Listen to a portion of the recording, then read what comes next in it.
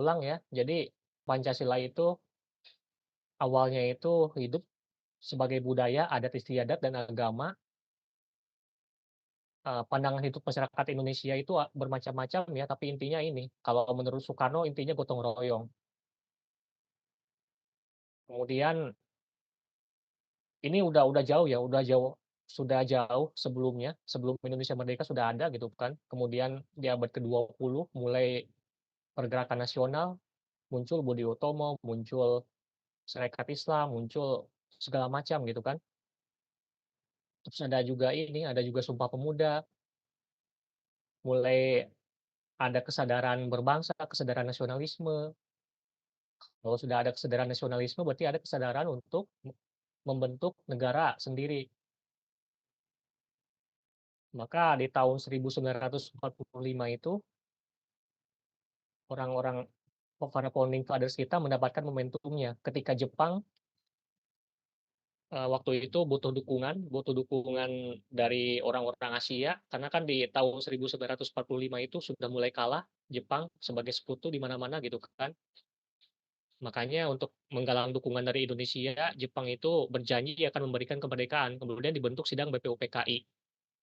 Nah, dari sinilah kemudian Pancasila sedikit-sedikit dibakukan, jadi budaya, adat istiadat, agama masyarakat Indonesia yang sebelumnya itu kultural saja, di masa BPUPKI ini kemudian dibakukan gitu kan, disusun gitu kan. Mulai dari nama Pancasila sendiri muncul pada 1 Juni 1945 ketika Soekarno berpidato mengenai Pancasila. Kemudian ini juga ada dinamikanya tersendiri, Soekarno, Yamin, Supomo punya poin-poin tersendiri, kemudian dibentuk Panitia 9, ada proses-proses itu kan, kemudian ada proklamasi 17 Agustus. Besoknya itu kemudian dalam sidang PPKI, bukan BPUPKI lagi ya, tapi PPKI, Pancasila itu disahkan. Disahkannya bagaimana? Disahkannya itu ya dalam pembukaan Undang-Undang 1945. Kan di Undang-Undang 45 itu di pembukaannya ada Pancasila. Nah, itu sudah otomatis. Kemudian mulai November 1945 sampai 15 Juli 1959 kita, menerapkan sistem politik demokrasi liberal. Ini sebetulnya tidak sesuai dengan Pancasila ya, tapi mungkin waktu itu situasinya tidak memungkinkan. Karena dalam dalam Pancasila itu kan demokrasinya bukan demokrasi liberal, tapi demokrasi yang berdasarkan permusyawaratan gitu, perwakilan. Presidensial kalau di dalam Pancasila, tapi kalau di demokrasi liberal justru parlementer. Parlemen itu punya wibawa, punya peran yang besar. Presiden sama perdana menteri itu hanya tidak terlalu besar ininya pengaruhnya. Tetapi kan di masa demokrasi liberal ini sangat tidak, apa namanya, sangat tidak stabil kan, sering terjadi mosi tidak percaya sehingga kabinet sering bubar. Kemudian di masa-masa demokrasi liberal juga ada ini, ada, pembahasan mengenai dasar negara, yang sebelumnya itu kan ada dasar negara Pancasila, Undang-Undang 1945, tapi di masa demokrasi liberal ini dibicarakan lagi gitu. Sudah tidak diingat lagi itu apa, Undang-Undang Dasar 1945. Tetapi kemudian perbincangan mengenai dasar negara ini buntu ya, pada berantem gitu kan di badan konstituante ini. Yang Islam ingin ingin apa namanya, negara berdasarkan Islam, ada juga yang ingin Pancasila, ada yang juga negara sekuler, macam-macam lah. Akhirnya, di 15 Juli 1959 ini Soekarno ambil alih, mungkin geram ya, karena udah lama nggak jadi-jadi gitu kan. Badan konstituante dibubarkan, DPR dibubarkan, diganti DPR-GR, kemudian sama Soekarno ditetapkan Indonesia kembali ke konstitusi Undang-Undang Dasar 1945 gitu. Jadi daripada nggak selesai-selesai, ya udahlah kita balik aja ke ini, ke konstitusi ini, ke Undang-Undang Dasar 1945 gitu. Maka otomatis dengan disahkannya, ditetapkannya UUD 1945 sebagai dasar negara, otomatis Pancasila juga berlaku kembali di masa ini. Kemudian ada dinamikanya sendiri kan, Soekarno sampai masa-masa terakhirnya itu kan ada terutama di masa PKI itu, di masa GTIK PKI, kemudian berganti ke Orde Baru. Di Orde Baru ini Pancasila juga dirombak lagi ya, karena dianggap di zaman Orde Lama itu sudah menyimpang gitu. Ini sudah dibahas dan ada, yang terkenal di masa Orde Baru itu adalah menjalankan Pancasila secara murni dan konsekuen, bahkan ini kemudian jadi terlalu berlebihan ya, sampai ada indoktrinasi dengan apa namanya itu, yang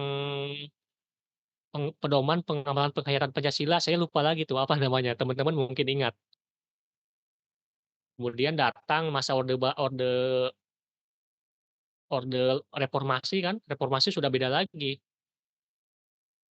Jadi kalau kita lihat perjalanan Pancasila nih terutama dari sidang BPUPKI, kemudian masa setelah merdeka, masa demokrasi liberal, demokrasi terpimpin, Orde Baru, reformasi, kok Pancasila sepertinya beda-beda ya? Teman-teman bertanya begitu nggak? Di zaman Soekarno, Pancasila itu ditafsirkan, sebagaimana konsep demokrasi terpimpin, di zaman Orde Baru, Pancasila ditafsirkan seperti itu sama Soeharto, di zaman reformasi sudah beda lagi gitu. Terus mungkin teman-teman bertanyakan, jadi Pancasila itu ada nggak sih? Jelas nggak sih? Kok kayak nggak jelas gitu kan? Nah kalau kalau kita melihat fenomena ini, jadi sebetulnya Pancasila itu ada 2. Kalau kata siapa sih, kata, eee, politikus PDI yang menyeberang, yang pernah, apa namanya, memimpin proyek teknologi itu siapa, ada yang ingat nggak namanya? Budiman Sujatmiko tuh, kalau kata Budiman Sujatmiko katanya, Pancasila itu secara esensi berubah-ubah, secara eksistensi tetap ada gitu, diakui.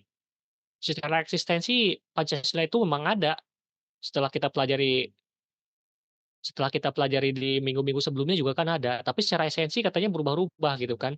Bener nggak seperti itu? Nah, untuk menjawab hal ini, sebetulnya saya lebih prefer, melihat Pancasila itu sebagai ideologi terbuka. Jadi ideologi itu ada yang tertutup, ada yang terbuka. Kalau ideologi yang tertutup itu dia saklek gitu kan, kalau dia seperti A terus sampai akhir. Tapi kalau Pancasila tidak, dia ideologi terbuka. Dalam arti dia punya pakem-pakem yang tidak bisa diubah, tapi juga ada hal-hal yang bisa direvisi, diubah gitu, mengikuti perkembangan zaman, mengikuti kebutuhan zaman. Nanti kita akan lihat nanti ke depan seperti apa. Nah ini, apa ini namanya, tantangan Pancasila sebagai dasar negara. Ini banyak sekali ya tantangannya teman-teman ya. Wah ini sepertinya saya salah ketik sepertinya nih. Ini paling tiga ada tiga kategori nih, tantangan dari Pancasila itu. Pertama, ada kegamangan dalam kehidupan bernegara. Maksud gamang di sini seperti apa? Gamang itu adalah sikap, apa namanya, yang mungkin kita kaget, ini terjadi ketika di masa reformasi gitu.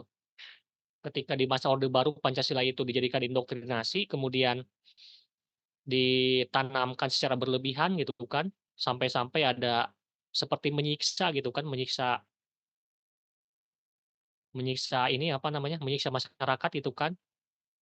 Di luar itu juga Pancasila dijadikan alat politik, alat gebuk lawan-lawan politik gitu kan, terkungkung semuanya, lalu gitu kan muncul, apa namanya, reformasi, kemudian ada euforia gitu, euforia orang merasakan, kehidupan politik, sosial, ekonomi yang bebas gitu kan.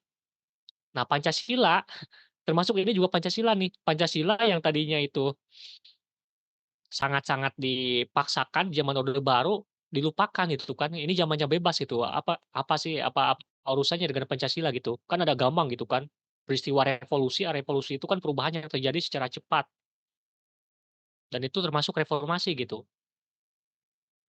Dan ini dalam tataran kebijakan banyak contohnya itu ada otonomi daerah yang luas.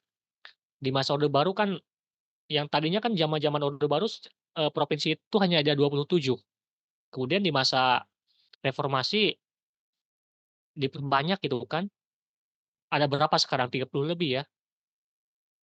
Kemudian kalau dulu, gubernur itu dipilih oleh presiden, sekarang kan sudah mulai mandiri gitu, dipilih oleh rakyat. Banyak sebetulnya, terjadi pemekaran-pemekaran itu banyak, pemekaran-pemekaran di masa reformasi itu tujuannya adalah untuk otonomi daerah. Ada perasaan bebas berlebih juga kan di masyarakat dan ini kadang-kadang jadi berlebihan gitu, jadi apa namanya, kita lupa mengerem gitu kan. Bebas jadinya tapi bebas bebas keblinger gitu. Contohnya di masa reformasi, bebas itu ditafsirkan bahwa kita bisa apa, bisa melakukan apapun gitu, bisa melakukan kritik gitu kan, di zaman Soeharto kritik dibungkam gitu kan. Tapi di masa reformasi kita ngerasa bebas ngelakuin apapun. Iya iya memang mengkritik itu boleh, tetapi kadang-kadang berlebihan jadi mengkritik itu seperti, apa ya, seperti tidak beretika atau bahkan apa namanya, eee, berbicara tapi tidak pada tempatnya gitu kan. Nah itu udah mulai hilang di masa reformasi. Atau bebas dalam hal kalau di kampus kan dulu di kampus-kampus atau di instansi negara, dulu kan dimonitor gitu sama atasan gitu. Di masa reformasi malah ngerasa bebas, ngerasa lepas gitu kan. Kalau dulu zaman Soeharto korupsi itu hanya di kalangan atas saja gitu kan, kalangan-kalangan bawah enggak. Tapi sekarang justru kalangan bawah juga semakin banyak korupsi. Fenomena-fenomena seperti itu. Kemudian, tantangan lainnya itu adalah krisis kenegarawanan. Sekarang mulai kerasa sama teman-teman ya, di politik itu kan sangat pragmatis gitu kan. Kalau kita melihat kemarin kan sudah diumumkan ya hasil pemilu, ada yang lolos, ada yang tidak lolos gitu kan. Kemudian apa namanya, ada komentar-komentar gitu, ada yang puas, ada yang nggak puas. Salah satu contohnya itu adalah, apa namanya, PPP gitu. Ini saya kasih contoh aja nih, PPP tidak tidak masuk parlemen, kemudian protes ke MK gitu kan, terus ada yang, apa berpendapat bahwa PPP itu kemarin salah gitu. Kenapa salah? Salah, masuk kubu 01 gitu, harusnya masuk kubu 02 gitu. Ini kan sebetulnya pragmatis gitu kan. Jadi merapat ke kubu itu bukan berdasarkan keyakinan bahwa itu benar, itu terbaik, tetapi bahwa keyakinan bahwa dengan masuk ke kubu tertentu, suara akan bagus, itu kan pragmatis gitu. Atau kepentingan kelompok gitu, bisa kepentingan ini, orang-orang kaya, kepentingan pragmatis, maaf, kepentingan kaum oligarki. Ini sekarang kejadian gitu kan. Sangat sulit sekarang melihat tokoh-tokoh politik yang punya sikap negarawan. Siapa sekarang yang punya sifat negarawan? Ada sih ada mungkin, tapi bisa dihitung jari gitu. Semuanya rata-rata pragmatis. Berbicara politik pasti yang dihitung itu pragmatis, kepentingan. Yang terakhir tantangan globalisasi. Ini saya kira sudah dibahas juga di pertemuan-pertemuan sebelumnya ya. Dan ini globalisasi itu terutama mempengaruhi aspek mental. Aspek mental itu ya segala hal berhubungan dengan ini, dengan perilaku, dengan pemikiran, dengan itu aspek mental namanya. Dengan adanya globalisasi, dengan dibukanya keran seluas-luasnya gitu kan, antar negara, tidak ada batasan lagi, tidak ada batasan jarak, tidak ada batasan waktu gitu, semuanya melebur jadi warga dunia gitu kan, termasuk juga, apa namanya, ada pertukaran segala macam, pertukaran barang, pertukaran uang, termasuk pertukaran ini, pertukaran paham, terutama paham-paham yang materialistis. Paham-paham materialistis ini paham-paham yang dia orientasinya itu bukan kebendaan gitu, orientasinya itu bukan bukan akhirat, bukan spiritual gitu, tapi orientasinya itu kebahagiaan, tapi kebahagiaannya pun dengan kebendaan gitu. Kesejahteraan, tapi kesejahteraannya pun kebendaan. Liberalisme itu kan paham kebebasan, bebas di sini dalam arti individu itu bebas memiliki properti, bebas memiliki kekayaan dan itu nggak bisa diganggu gugat, yang ke sininya menurunkan kapitalisme gitu. Kemudian ada komunisme, komunisme juga sama materialistis. Komunisme itu kan ada pertentangan antara kelas itu, antara kelas buruh, kelas proletar dengan berjuis, itu juga sama, yang diurusin ya materi. Materi itu ya alat produksi juga materi gitu. Sekularisme itu jelas, sekularisme itu kebendaan, sekularisme itu kan dari bahasa Latin ya, dari saeculum gitu. Saeculum itu kan dia ada 2 makna, ada mengacu pada waktu, waktu itu di sini, dan kini. Konsep tempatnya itu di sini di dunia dan konsep waktunya itu kini. Kini itu berarti kan saat ini, bukan bukan kemarin, bukan zaman dulu, bukan nanti di hari akhir, bukan nanti di hari akhirat itu. Sekarang ya udah yang dipikirin itu sekarang sama di dunia. Itu sekuler gitu.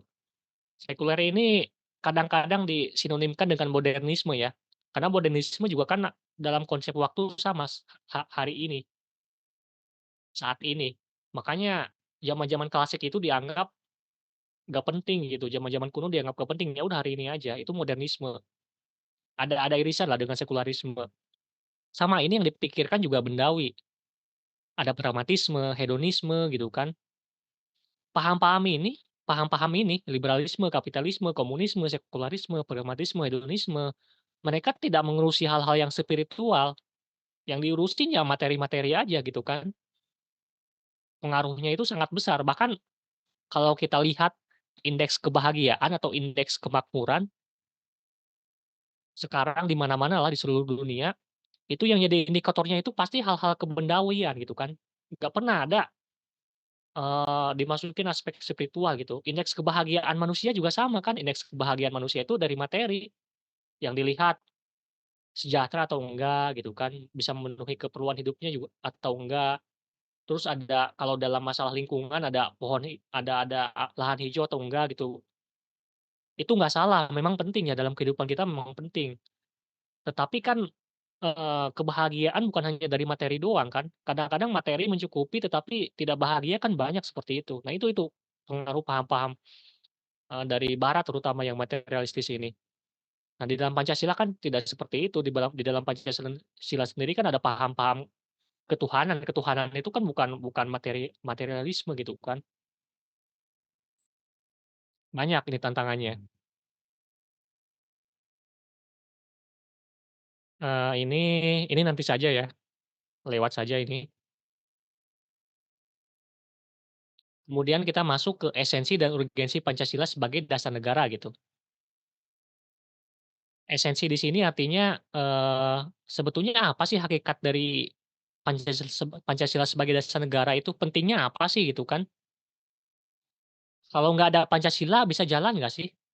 Kalau penting kan berarti Pancasila harus ada berarti. Kalau nggak penting berarti nggak ada Pancasila pun, ya negara bisa jalan. Menurut teman-teman penting nggak Pancasila? Jujur, nggak apa-apa ini nggak ada apa namanya, nggak ada ini netral gitu, nggak lulus karena nggak meyakini Pancasila nggak penting. Penting nggak menurut teman-teman? Penting, Mas. Penting, Mas. Ada yang Penting. berpikir nggak penting? Nggak apa-apa, kalau nggak penting juga nggak apa-apa. Sebelum lanjut nih, kalau kita sering, mengamati perdebatan ya, perdebatan polemik di YouTube juga ada, itu ada, ilmuwan yang akademisi yang tidak menganggap Pancasila tidak penting. Di antara yang tidak menganggap Pancasila tidak penting itu siapa, ada yang tahu? Orangnya terkenal, kritis, mungkin di sini sering nonton YouTube gitu, Roky Gerung. Coba cari Roky Gerung Pancasila. Roky Gerung itu kan berpandangan bahwa Pancasila tidak jelas, alasannya, ya itu kan tidak jelas karena satu, hubungan antar silanya itu tidak konsisten gitu, saling bertabrakan gitu kan, nggak ada kesatuan. Kedua, Pancasila itu memang selalu berubah-ubah tergantung siapa pemimpinnya gitu kan. Di zaman Orla dulu Pancasilanya seperti ini, di zaman Orba Pancasilanya seperti ini, di zaman reformasi Pancasilanya seperti ini gitu kan. Kalau di zaman Soekarno ada ideologi Pancasila, ada caranya sendiri, di zaman Soeharto ada caranya sendiri gitu kan, melalui yang dulu kita ceritakan itu, indoktrinasi. Bahkan di zaman reformasi Jokowi dulu sempat membuat BPIP meskipun nggak jelas ya. Nah itu kata Roky Gerung itu nggak penting gitu. Apakah benar seperti itu? Mari kita coba lihat ya. Ini kita lihat dulu dari sejarah ya. Pancasila itu memang pertama kalinya didesain sebagai dasar negara. Karena sebelum kita membuat negara, harusnya ada dasarnya dulu gitu. Kalau di Amerika dasarnya itu ya ini, dasarnya itu ya liberalisme kapitalisme gitu kan. Kalau di Rusia, Uni Soviet dasarnya komunisme. Kalau di Cina komunisme juga meskipun komunismenya agak berbeda. Kalau di Cina komunismenya bukan buruh tapi pertanian. Meskipun di Cina juga makin ke sini komunisnya berubah. Komunisme di Cina hanya dalam urusan ini aja, hanya dalam urusan politik. Tapi dalam urusan ekonominya Cina itu sangat liberal, kapitalis. Jangan salah, Cina sekarang udah berbeda. Ada juga negara yang berdasarkan Islam gitu, contohnya Arab Saudi. Vatikan sudah jelas kan, Vatikan itu negara agama Katolik kan. Nah, makanya Indonesia juga berpikir tuh ketika mau sebelum didirikan negara Indonesia harus ada dasarnya. Maka didirikanlah Pancasila yang merupakan, formal, memformalkan ajaran-ajaran, nilai-nilai yang sudah lama ada dalam masyarakat Indonesia, yang dijabarkan dalam 5 sila itu. Nah, ketika Pancasila sudah jadi dasar negara, maka otomatis, eee, peraturan-peraturan di Indonesia, mulai dari pasal-pasal, undang-undang, peraturan pemerintah, peraturan daerah, semuanya itu harus sesuai dengan dasar negara itu, harus sesuai dengan Pancasila gitu. Kalau Anda mau buat kebijakan ekonomi, ya kebijakan ekonominya harus ekonomi yang Pancasilais. Kalau mau membuat kebijakan, apa namanya, kebijakan politik, kebijakan pemilihan pemilihan umum, ya itu harus sesuai dengan Pancasila. Tidak mungkin kita keluar dari itu, dari dasar negara. Di Amerika, kontrol pemerintah terhadap ekonomi tentu nggak bakal disetujui. Rancangan undang-undang seperti itu nggak bakal disetujui karena mereka punya dasar liberalisme. Seperti itu, teman-teman. Atau di Cina, di Korea nih, rancangan undang-undang yang memberikan kebebasan luas kepada masyarakat tentu bakal ditentang, nggak disetujui karena bertentangan dengan dasar negara, seperti itu pentingnya dasar negara.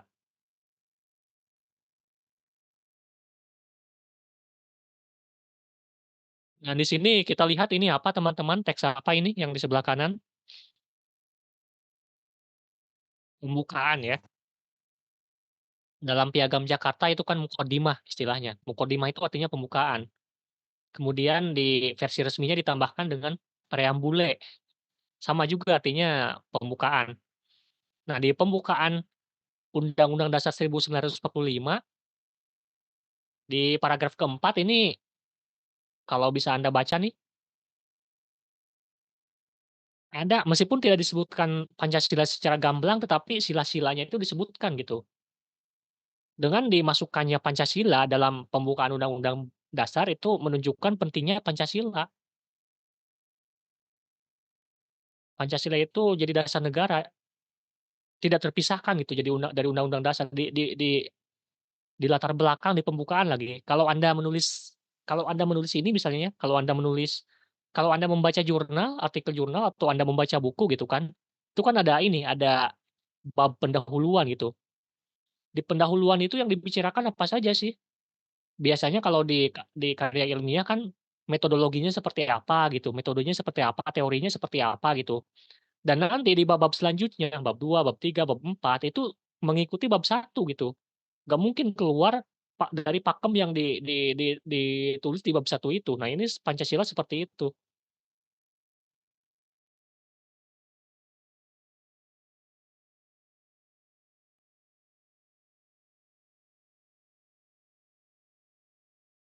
Kemudian ini kan belum menjawab pertanyaan ya, kenapa Pancasila itu penting sebagai dasar negara gitu.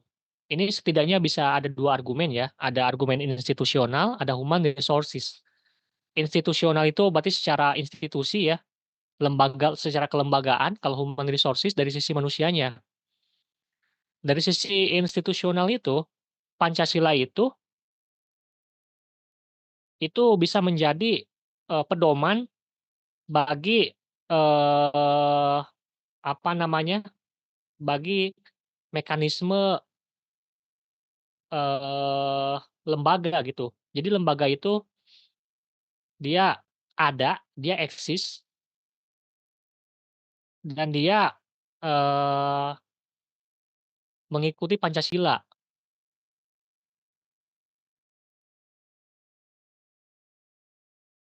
Dan dengan Pancasila itu, lembaga negara itu, dia bisa memenuhi unsur-unsur modern, serta menjamin terwujudnya tujuan negara atau terpenuhinya kepentingan nasional. Ada tujuan negara, ada kepentingan nasional. Kalau kita berbicara negara selalu itu, ada warga negara, ada tujuan, ada negara, ada pemimpin, kan gitu. Tujuan negara Indonesia ya tentu kalau kita lihat di di pembukaan UUD 95 kan ada kesejahteraan, perdamaian dunia gitu. Itu kan tujuan negara gitu kan. Kepentingan nasional juga sama harusnya seperti itu. Di PBB di PBB Indonesia sangat aktif gitu, memperjuangkan kemerdekaan Palestina karena memang di dalam konstitusi kita memang penjajahan di atas dunia harus dihapuskan. Nah itu seperti itu. Kedutaan besar, kemudian apa namanya, orang-orang kita di PBB, di institusi PBB selalu berdasarkan itu, nggak pernah lepas. Kemudian dari sisi manusianya itu berarti kan individu-individunya gitu. Dengan adanya Pancasila diharapkan, aparatur-aparatur negara itu bisa menjadi warga negara yang baik gitu kan, berdasarkan Pancasila. Kalau pelaku bisnis berarti mereka berbisnis dengan Pancasila, dalam arti mereka tidak kapitalistis, tetapi mereka juga tidak seperti komunis tentunya, di tengah-tengah gitu kan. Kemudian dalam organisasi kemasyarakatan yang bersifat Pancasilais gitu kan, bukan bukan organisasi masyarakat yang ingin, apa namanya, mengganti negara Indonesia misalnya, HTI misalnya, dengan khilafahnya, tidak, tapi organisasi kemasyarakatan yang betul-betul dia sesuai dengan Pancasila, sesuai dengan, apa namanya, aspirasi umum gitu, aspirasi aspirasi umum negara Indonesia, bukan kelompoknya doang. Pancasila itu bisa jadi penuntun gitu. Dalam dunia pergaulan, ini bisa jadi sumber moral gitu. Atau dalam dalam kehidupan bersama bernegara dengan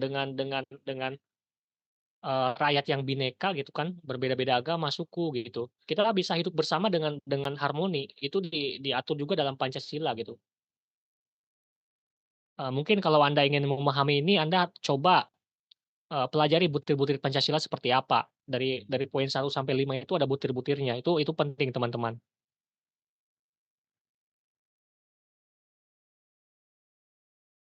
Kemudian hubungan Pancasila dengan Proklamasi 17 Agustus 1945. Jelas ini punya hubungan yang erat ya, karena Pancasila dengan UUD proklamasi dengan Undang-Undang Dasar 1945 itu sangat berhubungan ya, tidak terpisahkan gitu. Dengan adanya proklamasi berarti kita sudah, sah sebagai negara gitu kan, dan kemudian berarti kita juga, memiliki seperangkat aturan gitu kan, perangkat undang-undang dasar, di kita namanya Undang-Undang Dasar 1945 yang kemudian ini disahkan pada 18 Agustus gitu, dan termasuk sepaket di dalamnya itu Pancasila. Nah, ini ada penjelasan nih, pembukaan pada hakikatnya merupakan pernyataan kemerdekaan yang lebih rinci dari adanya cita-cita luhur yang menjadi semangat pendorong ditegakkannya kemerdekaan.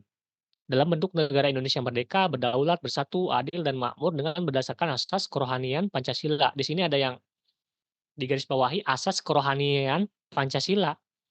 Rohani itu kan spirit, ruh, jiwa gitu. Maksudnya apa? Maksudnya segala bentuk produk kebijakan negara ini ada ruh berdasarkan dari satu ruh, dari satu satu kerohanian yaitu Pancasila. Pancasila bukan materi, jelas. namanya ruh gitu.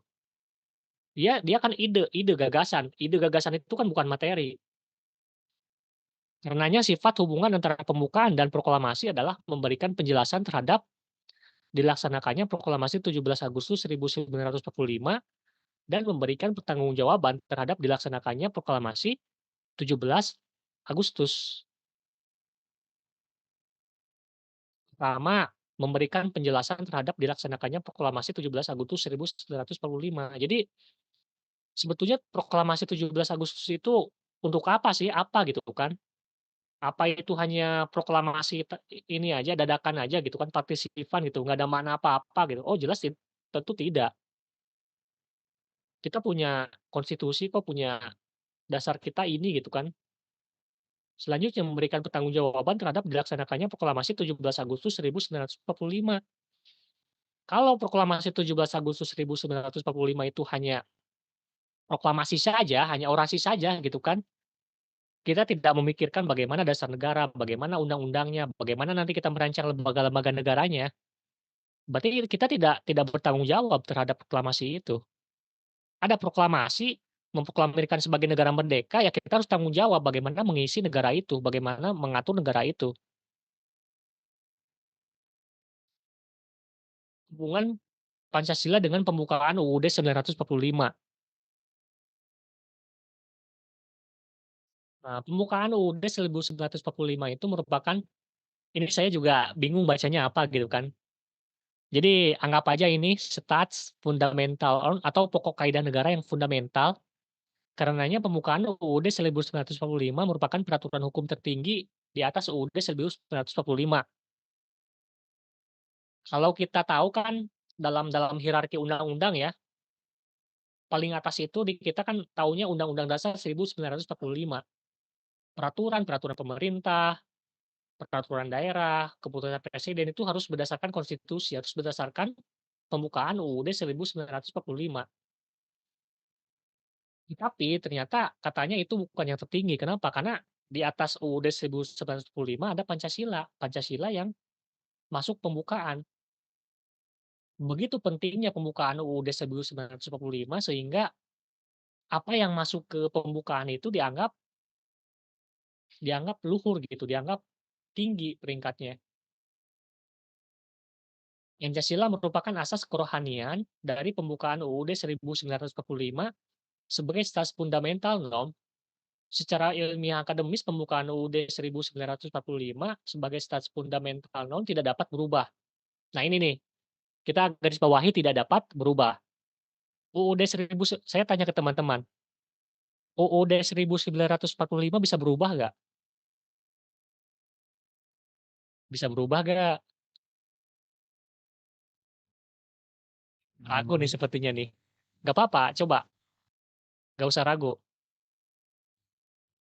Kalau yang dari saya denger sih kayaknya nggak bisa ya, Mas. Beneran nggak bisa. Teman yang lain sama sependapat? Kayaknya ada bagian yang bisa dan yang nggak boleh juga. Soalnya yang nggak bisa diubah tuh contohnya kayak pembukaannya itu. Iya. Anda pernah belajar PPKN di SD gitu kan, sampai SMA gitu. Salah satu subjek yang dipelajari itu kan amandemen. Berapa kali amandemen kita di masa reformasi. Ketika amandemen itu yang dilakukan apa sih terhadap terhadap UUD 1945? Berarti kan ada perubahan kan? Ada perubahan pasal gitu kan. Contohnya apa? Presiden yang tadinya seumur hidup kemudian berubah jadi 2 periode gitu kan. Kemudian pemilihan umum yang tadinya oleh DPR, pemilihan presiden, tapi sekarang jadi langsung oleh rakyat. Kemudian penghapusan lembaga tertinggi negara, MPR itu dulu lembaga tertinggi negara, sedangkan presiden, MPR, DPR itu lembaga tinggi negara, berada di bawah MPR. MPR itu paling puncak dulu, tapi setelah amandemen, MPR itu jadi lembaga tinggi negara, nggak ada lagi lembaga tertinggi negara. MPR kedudukannya sederajat dengan presiden, dengan DPR, dengan DPA. Itu kan juga sama kan perubahan kan artinya. Dan masih banyak lagi. Berarti kan UUD 1945 bisa diubah gitu. Kalau nggak bisa diubah ya bahaya, beku. Nanti ketika zaman berubah, berkembang, tapi UUD-nya gitu-gitu aja kan sulit gitu, makanya bisa diubah. Tetapi, eee, ada yang tidak bisa diubah dari UUD 1945 apa? Bagian pembukaan itu. Bagian pembukaannya termasuk di dalamnya Pancasila. Nah, seperti itu kedudukan Pancasila. Nah, ini penjabaran lebih lanjutnya seperti ini, teman-teman. Di sini di bagian bawah ada Pancasila, di bagian bawah itu kan berarti dasar. Kalau bangunan itu kan paling bawahnya dasar gitu. Pancasila itu dasar, ini dasar itu kan berarti di pembukaan UUD 1945. Dan di dasar-dasar ini ada nilai dasar, ada nilai inti, ada asas kerohanian, seperti yang tadi dijelaskan gitu kan. Ada 5 sila gitu, 5 sila itu dasar gitu kan. Pokok-pokok pikiran bangsa kita semuanya terkumpul di 5 sila ini. Dan ini tidak bisa berubah, ini final sifatnya. Kemudian di atasnya nih, di atasnya lagi, itu ada pasal-pasal. Nah, pasal-pasal ini bisa diubah. Kan ada pasal 1, pasal 2, 3, 30 gitu kan, pasal 1 tentang apa gitu. Nah, itu pasal-pasal yang itu bisa diubah. Tidak seperti yang pembukaan atau Pancasila, itu kalau itu tidak bisa diubah. Kalau Pancasila itu sebagai dasar, nah kalau pasal-pasal itu sebagai nilai instrumental. Apa sih maksud dari nilai instrumental? Maksud dari nilai instrumental itu adalah, instrumen itu kan alat. Alat untuk mewujudkan Pancasila, alat untuk mewujudkan 5 sila ini, alat untuk mewujudkan pembukaan UUD 1945, alat untuk mewujudkan tujuan negara, itu apa sih? Itu pasal-pasal. Makanya di sini diatur masalah ekonomi, masalah politik, masalah pendidikan, ada gitu, diatur. Dan semuanya itu untuk mewujudkan ini, mewujudkan dasar-dasar itu. Dan yang namanya alat itu kan bisa ini ya, bisa berubah sesuai kebutuhan gitu kan. Sesuai kebutuhan sama sesuai perkembangan zaman. Makanya ada amandemen, ada revisi gitu kan. Dan itu ada mekanismenya kan lewat MK. Kalau mau merevisi undang-undang, ada judicial review gitu kan.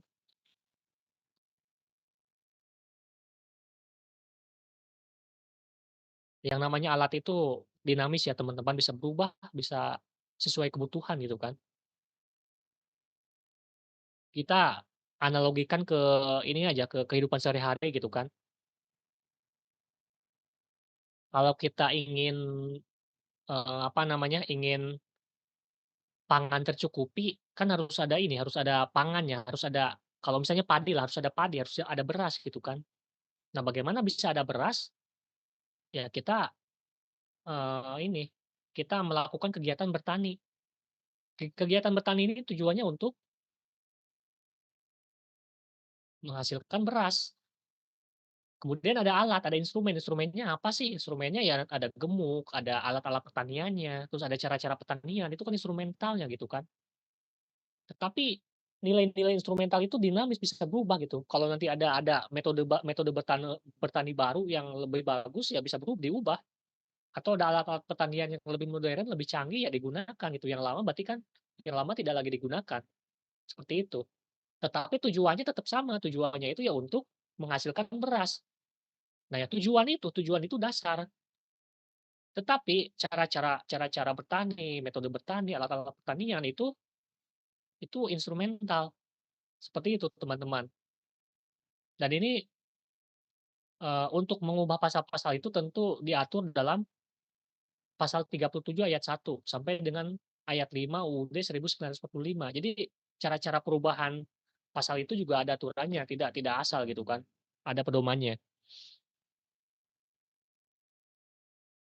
Nah, ini contoh penjabaran Pancasila dalam pasal-pasal UUD 1945. Ini sila 1, sila 2, sila 3, sila 4, sila 5 itu berarti kan tujuan, nilai-nilai yang jadi tujuan gitu kan, yang jadi dasar gitu kan. Nah, ini pasal-pasal ini instrumentalnya untuk mewujudkannya itu, untuk mewujudkan sila dalam berbagai bidang, nah itu adanya di pasal nih, di sebelah kanan nih ya. Sila 1 ada pasal 28E, ada pasal 29. Sila 2 ada pasal 1, ada, ini nanti bisa teman-teman baca sendiri ya di rumah ya. Ini contohnya seperti ini.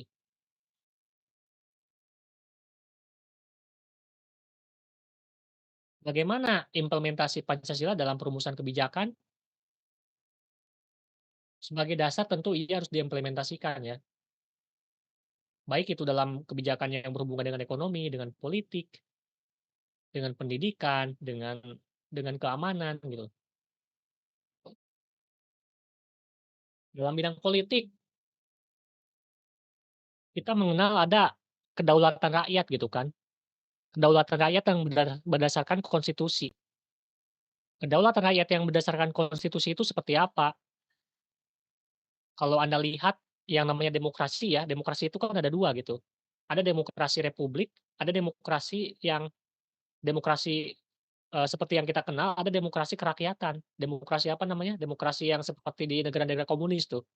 Kalau Anda lihat negara-negara komunis, Korea juga kan sama Republik Korea Utara gitu, pokoknya ada republik demokratik gitu kan. Itu juga demokratis, tetapi kan antara demokrasinya komunis sama demokrasinya kita itu beda. Kalau demokrasi komunis itu mereka kedaulatan rakyatnya itu ya tidak berdasarkan konstitusi, tapi berdasarkan kemauan pemimpin, kemauan partai gitu kan, partai komunis gitu kan. Tapi kalau di negara kita, kedaulatan rakyat itu harus berdasarkan konstitusi. Kedaulatan rakyat itu artinya, rakyat itu di negara demokrasi itu rakyat majikan. Kalau Anda ini ya, kalau Anda paham ya. Rakyat itu majikan, eee, pega a pejabat-pejabat negara termasuk presiden itu justru pelayan. Yang jadi raja, yang jadi majikannya itu rakyat.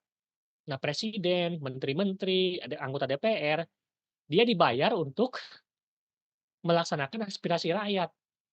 Melaksanakan aspirasi rakyat, makanya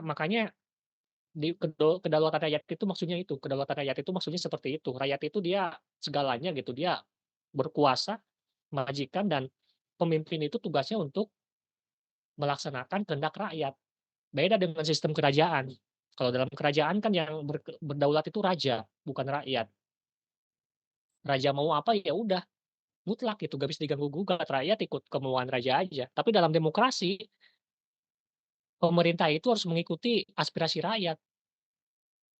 Jadi kalau Anda ngelihat teman yang jadi pejabat negara gitu, Anda jangan silau gitu kan, karena mereka itu sebetulnya babu, pelayan pelayan rakyat mereka itu. Tapi terkadang di kita yang namanya pemimpin, yang namanya pejabat negara, mereka kadang-kadang melebihi batas itu, mereka sombong sombong, bahkan apa namanya, mencuri uang rakyat gitu kan. Kan itu sebetulnya menyalahi kedudukan mereka sebagai ini kan, sebagai pelayan, bener nggak sih?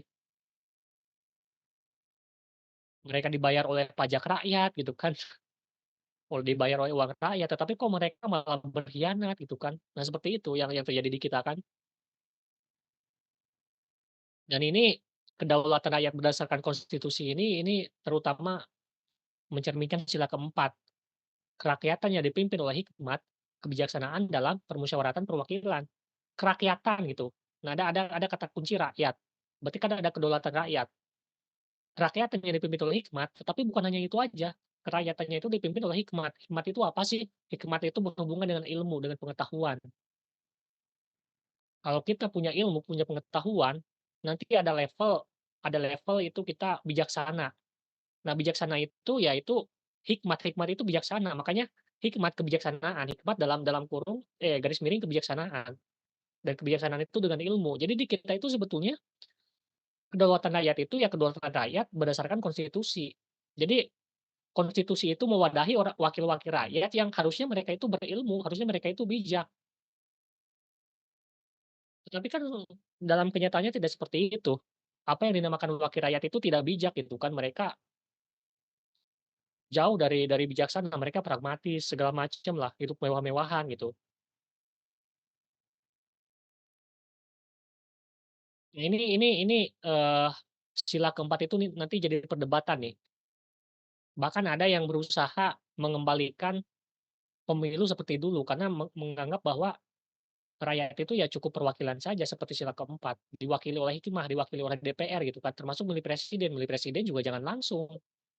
Ya udah lewat konstitusi aja, lewat mekanisme DPR gitu kan. Rakyat nggak usah dilibatin milih gitu kan. Ada yang termasuk Gerindra. Gerindra Gerindra partai yang mengusung Prabowo itu punya punya ideologi seperti itu. Mereka dulu pernah ingin mengembalikan pemilu seperti dulu. Jadi milih presiden itu oleh anggota DPR, jangan oleh rakyat.